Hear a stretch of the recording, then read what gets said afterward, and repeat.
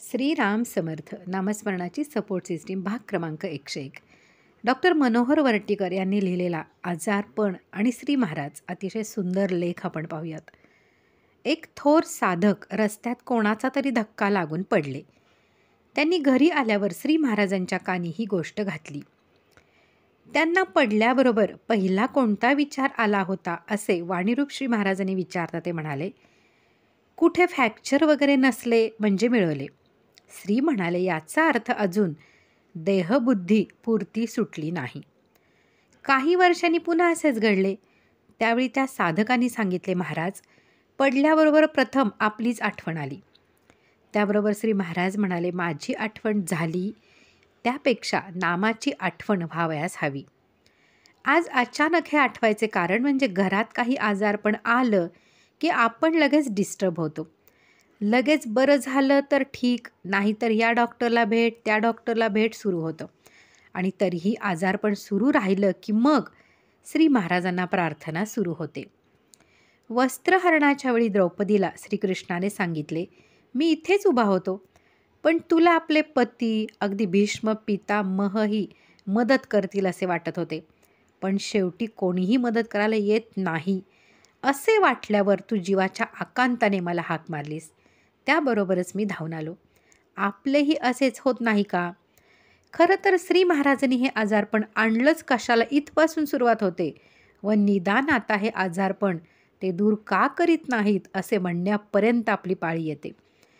श्री महाराजांना एका थोर साधकाने विचारले, आपण तर सर्व शक्तिमान आहात, मग माझा राग तापट स्वभाव दूर का करीत नाही? श्री म्हणाले, अहो त्यात काय कठीण आहे, त्याची शेंडी पकडून त्याला चुटकीसरशी दूर करता येईल. पण नामस्मरणाच्या प्रयत्नाने आपला रागीट स्वभाव दूर करण्यात जो आनंद मिळेल तो मग तुम्हाला कसा प्राप्त होईल? आपण श्रींचा जय जयकार करताना अनंत कोटी ब्रह्मांड नायक म्हणतो, मग त्यांच्यासाठी काय अशक्य आहे? अहो घशातली कॅन्सरची गाठ त्यांनी मानेवरून नुसता हात फिरून अदृश्य केली आहे. दोन्ही डोळ्यांची दृष्टी गेलेल्या बाईची दृष्टी परत आणून दिली आहे. एवढेच काय, मणिकर्णिकेच्या घाटावर प्रेताला जिवंत केले आहे. पण आपली तेवढी भावना तेवढी श्रद्धा आहे कुठे?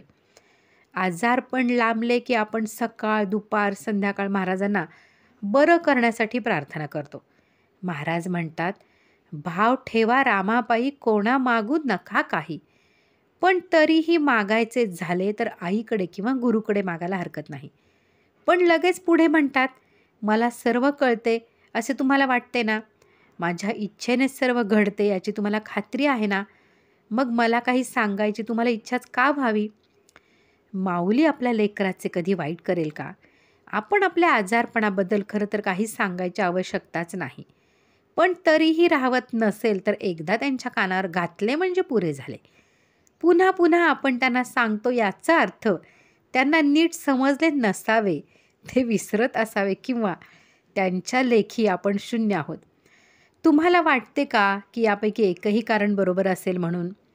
श्री ब्रह्मानंद महाराजांनी एका शब्दात श्री महाराजांचे आपल्या गुरूंचे वर्णन केले आहे, दया सिंधू. मग श्री महाराज आपले आजारपण दूर केल्याशिवाय राहतील का?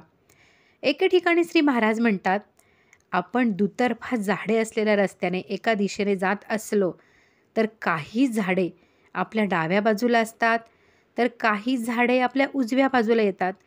त्याचप्रमाणे आपण देहबुद्धीने राहतो तेव्हा देहदुःख निखळपणे क्लेशकारक होते.